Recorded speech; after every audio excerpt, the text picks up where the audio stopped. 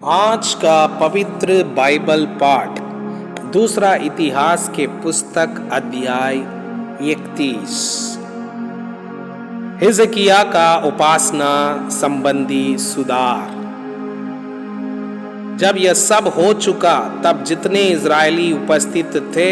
उन सबों ने यहूदा के नगरों में जाकर सारे यहूदा और बेन्यामीन और एफ्राइम और मनासे में की लाठों को तोड़ दिया,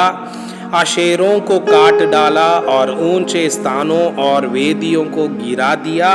और उन्होंने उन सब का अंत कर दिया। तब सब इजरायली अपने अपने नगर को लौटकर अपनी अपनी निज भूमि में पहुंचे। हिजकिय्याह ने याजकों के दलों को और लेवियों को वरन याजकों और लेवियों दोनों की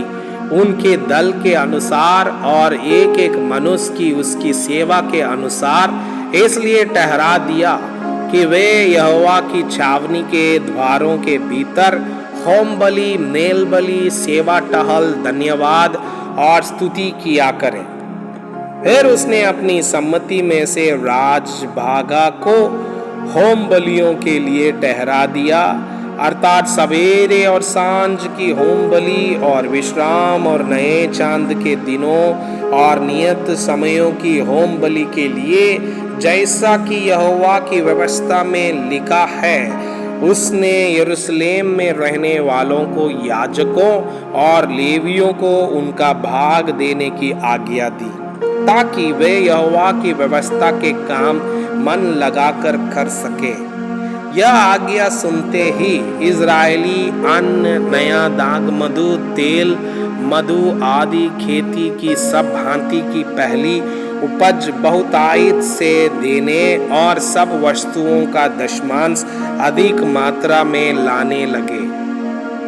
जो इजरायली और यहूदी यहूदा के नगरों में रहते थे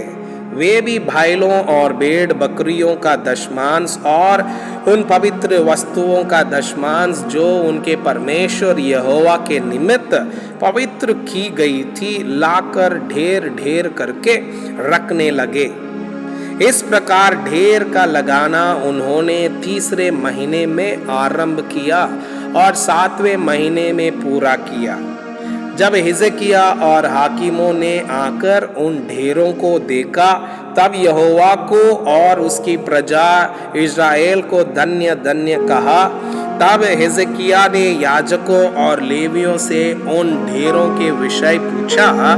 अजर्याह महायाजक ने जो सादोक के घराने का था उससे कहा, जब से लोग यहोवा के भवन में उठाई हुई भेंटें लाने लगे हैं तब से हम लोग पेट भर खाने को पकते हैं, वरन बहुत बचा भी करता है, क्योंकि यहोवा ने अपनी प्रजा को आशीष दी है और जो शेष रह गया है उसी का वो बड़ा ढेर है।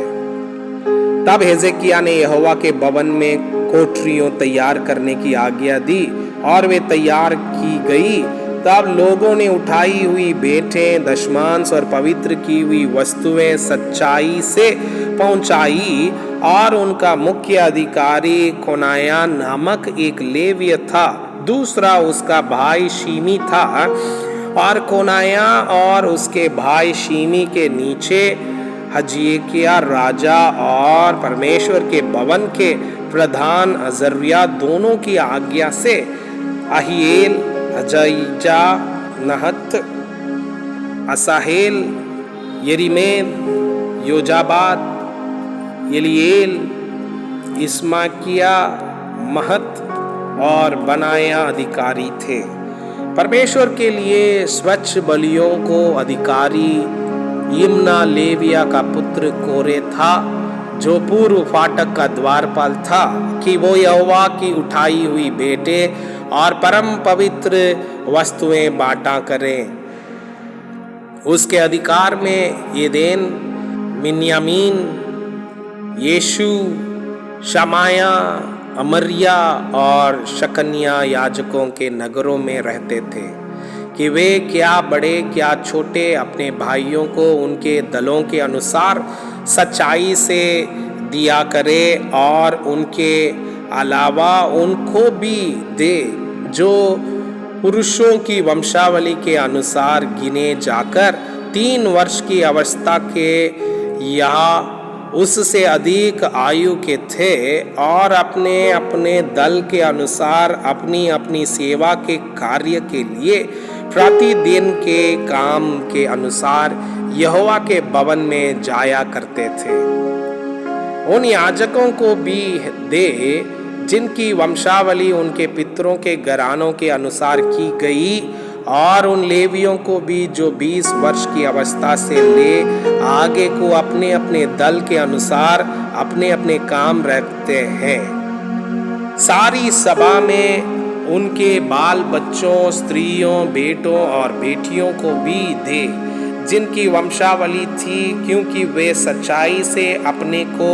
पवित्र करते थे। फिर हारून की संतान के याजकों को भी जो अपने अपने नगरों के चराई वाले मैदान में रहते थे, देने के लिए वे पुरुष नियुक्त किए गए थे जिनके नाम ऊपर लिखे हुए थे कि वे याजकों के सब पुरुषों और उन सब लेवियों को भी उनका भाग दिया करे जिनको वंशावली थी। सारी यहूदा में भी हिजकिय्याह ने ऐसा ही प्रबंध किया और जो कुछ उसके परमेश्वर यहोवा की दृष्टि में भला और ठीक और सच्चाई का था उसे वो करता था। जो जो काम उसने परमेश्वर के भवन की उपासना और व्यवस्था और आज्ञा के विषय अपने परमेश्वर की खोज में किया, वे उसने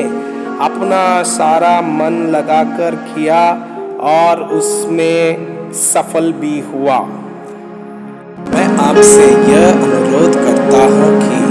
कृपया आज का बाइबल पाठ को अध्ययन करें और जिन वचनों के द्वारा आप प्रभावित हुए